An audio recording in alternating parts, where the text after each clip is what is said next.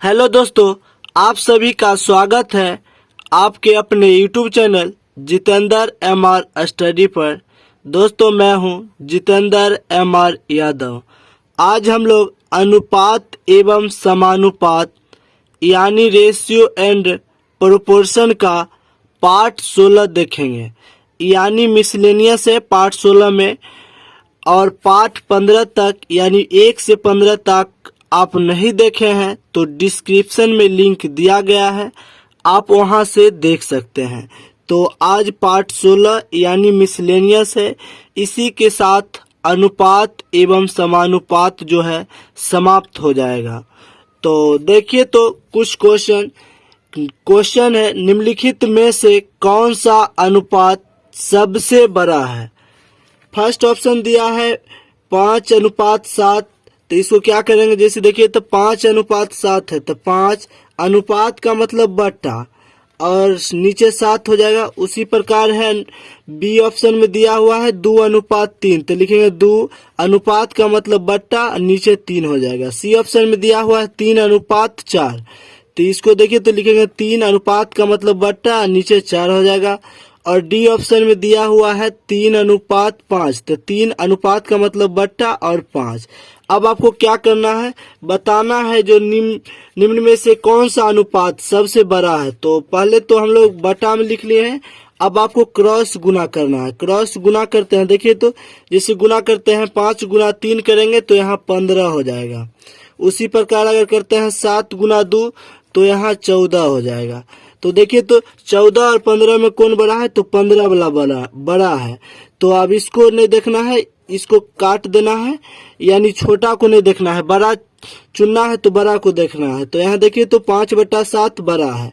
लेकिन अब इसी को फिर से आपको क्या करना है, जैसे अब इससे अब करना है क्रॉस गुना। देखिए तो गुना करते हैं तो 4 गुना 5 तो यहाँ 20 हो जाएगा, और 7 गुना 3 तो 21 हो गया। तो देखिए तो 20 और 21 दोनों में कौन बड़ा है, तो 21 बड़ा है। और हमें बड़ा अनुपात चुनना है, छोटा चुनना रहता तो इसको चूज करते, लेकिन बड़ा को चुनना है तो ये हो गया 3/4, डेट इज 3:4। तब ये भी कट जाएगा। अब फिर से यहाँ से क्रॉस गुना करना है। देखिए तो क्रॉस गुना करेंगे तो गुना करने के बाद देखिए तो 5 गुना 3 तो यहाँ 15 हो जाएगा, और यहाँ 4 गुना 3 करते हैं तो 12 हो गया। तो 15 और 12 में कौन बड़ा है, तो 15 बड़ा है, यानी 3:4 बड़ा है, डेट इज 3:4 बड़ा है। यानी कि ऑप्शन नंबर सी में दिया हुआ है, जो ऑप्शन 3:4 है वही इस प्रश्न का आंसर हो जाएगा। नेक्स्ट क्वेश्चन देखिए तो रमेश ने कुल मुर्गे 60 रुपए प्रति मुर्गों की दर से बेचा तथा उसकी 4 गुना कबूतर 30 रुपए प्रति कबूतर के दर से बेचा। इस प्रकार उसे 1620 रुपया प्राप्त होता है, तो उसने कितने कबूतर बेचे। तो आपको सबसे पहले क्या करना है, देखिए तो मुर्गा को हम लोग M लिखते हैं। यहाँ देखिए तो मुर्गा को M लिखते हैं और कबूतर को K लिखते हैं, यानी M फॉर मुर्गा, K फॉर कबूतर। अब आपको क्या करना है, यहाँ संख्या लिख लेना है। जैसे संख्या, तो प्रश्न में कहा गया है कि रमेश ने कुल मुर्गे 60 रुपए प्रति मुर्गों की दर से बेचा तथा उसकी 4 गुना कबूतर, यानी 4 गुना कबूतर है। मुर्गा अगर अनुपात में 1 लिखते हैं तो कबूतर का अनुपात 4 हो जाएगा, यानी कि मुर्गा के अनुपात से कबूतर का अनुपात जो है 4 गुना है, तो 4 गुना लिख दिए। अगर इसी को कीमत में बात करें तो कीमत में कहा गया है कि जो मुर्गा जो है 60 रुपये प्रति, यानी एक मुर्गा की कीमत जो है 60 रुपया और कबूतर की कीमत जो है 30 रुपया बताया गया है। तब आपको क्या करना है, जैसे इसका अगर इनकम जोड़ते हैं, इनकम अगर जोड़ते हैं तो देखिए तो यहाँ लिखते हैं आय। 1 गुना 60 करेंगे तो यहाँ 60 हो जाएगा।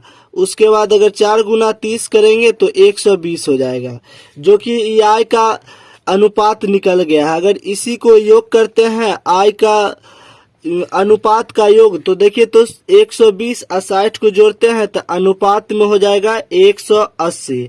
ये अनुपात में 180 है, लेकिन रियल मान दिया हुआ है 1620 रुपया प्राप्त हुआ है। अनुपात में 180 लेकिन रियल मान दिया हुआ है 1620, तो लिख दिए एक अनुपात का अगर मान निकालते हैं तो 1620 और इधर 180 गुना में है तो बराबर की साइड आएगा तो भाग में हो जाएगा। एगो जीरो से एगो जीरो कट गया। अब देखिए तो 18 नमा 162 होता है, 18 नमा 162, यानी एक अनुपात का मान 9 हो गया। तो आपको क्या करना है, जैसे पहले कबूतर से आय निकाल लेते हैं। जैसे देखिए तो कबूतर का आय दिया हुआ है, कबूतर का आय अनुपात में 120 है और एक अनुपात का मान 9, तो 120 अनुपात का मान निकालते हैं तो देखिए तो 0 को 9 से गुना करेंगे तो 0 हो जाएगा और 12 को 9 से गुना करेंगे तो 12 नमा 108 हो जाएगा। तो यानी कि 1080 हो गया।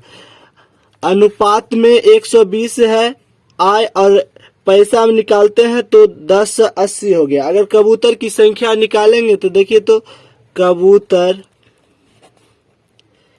की संख्या बराबर तो 1080। कबूतर की संख्या यानी ये जो है कीमत निकल गया है, आय जो है 1080 हुआ लेकिन अनुपात में 120 था। तो यहाँ लिख देते हैं कीमत 1080 और एक कबूतर की कीमत 30 रुपया है। एक कबूतर की कीमत 30 रुपया है तो 30 से भाग दे देते हैं।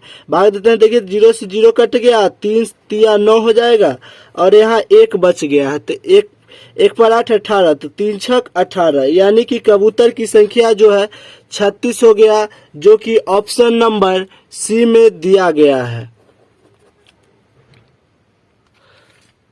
नेक्स्ट क्वेश्चन देखिए तो 3 दिन का 30 घंटे के साथ अनुपात ज्ञात कीजिए।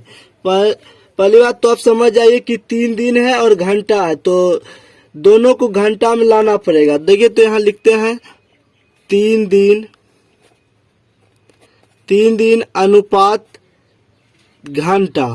तो सबसे पहले तो आप जानिए कि एक दिन में 24 घंटे होते हैं। यहाँ लिखते हैं देखिए तो एक दिन में 24 घंटे होते हैं। तो एक यहाँ घंटा दिया हुआ है 30 घंटा, तो यहाँ 30 घंटा, उसके बाद यहाँ 3 दिन दिया हुआ। तो एक दिन में 24 घंटा, तो 3 दिन का करेंगे तो 24 गुना 3 करते हैं तो यहाँ 72 घंटा हो जाएगा। यानी कि दोनों अब घंटा में हो गया, यहाँ 72 घंटा, यहाँ 30 घंटा। अगर काट के छोटा करते हैं तो 12 छक 72 हो जाएगा और 5 छक 30 हो जाएगा, यानी कि 12 अनुपात 5 हो जाएगा, जो कि ऑप्शन नंबर बी में दिया हुआ है। तो देखिए तो अगर घंटा रहे तो घंटा में दोनों करना है, या दिन है तो दोनों को दिन में भी कर सकते हैं। रुपया में है तो रुपया में बदलना है, दोनों रुपया में रखना है दोनों को। अगर पैसा में है तो दोनों को पैसा में रखना है। किलो में है तो दोनों को किलोग्राम में रखना है। अगर ग्राम में है तो सिर्फ दोनों को ग्राम में रखना है। मीटर में है तो दोनों को मीटर में यानी समान मात्रक होना चाहिए। अगर घंटा है तो दोनों घंटा में, जैसे यहाँ 72 घंटा, यहाँ 3 दिन था तो 72 घंटा हो गया और यहाँ 30 घंटा हो गया। उसी प्रकार अगर मान लीजिए इधर रुपया है इधर पैसा है तो दोनों को पैसा कर लीजिए या रुपया कर लीजिए। नेक्स्ट क्वेश्चन देखिए तो किसी बैंक में लिपिक को एवं अधिकारियों की आय 7:8 के अनुपात में है। प्रत्येक लिपिक अपनी आय का 4% कल्याण कोष में तथा प्रत्येक अधिकारी 5% कल्याण कोष में दान देता है।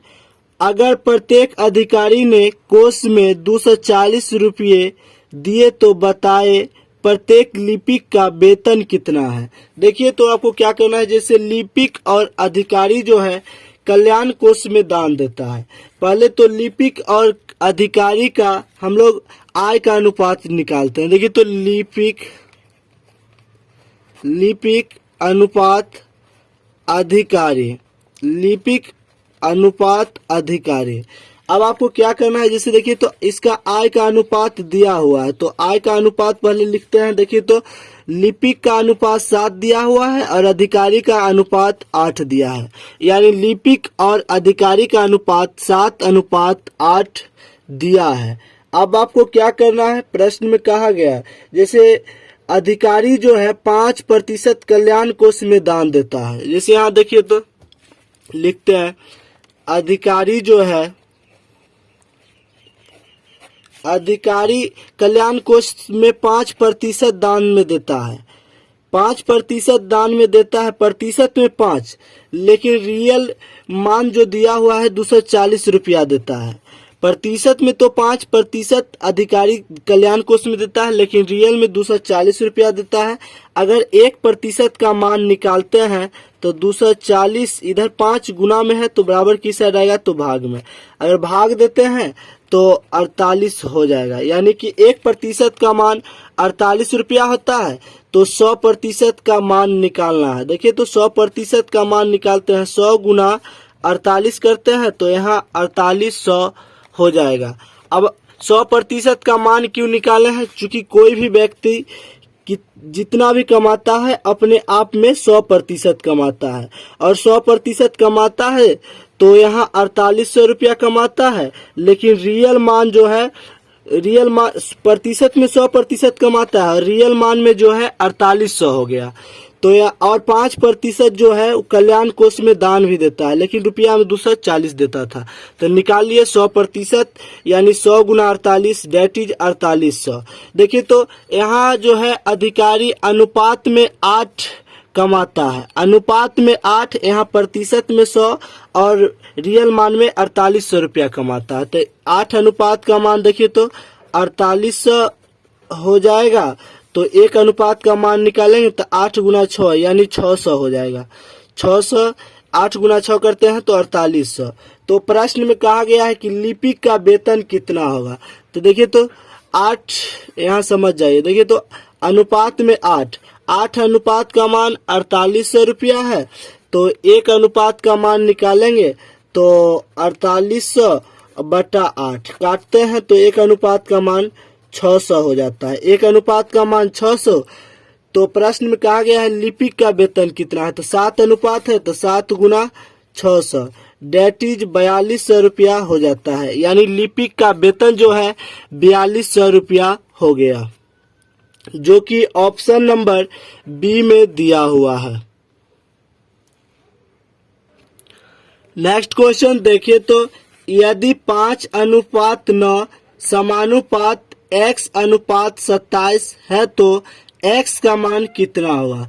पहले देखिए तो यहाँ ऐसे क्वेश्चन है 5:9 समानुपात x अनुपात 27। तो आपको क्या करना है, जैसे यहाँ 5 है तो 5, अनुपात का मतलब बट्टा, नीचे 9 आ जाएगा। यहाँ समानुपात मतलब होता है बराबर, x और अनुपात का मतलब बट्टा और नीचे 27 हो जाएगा।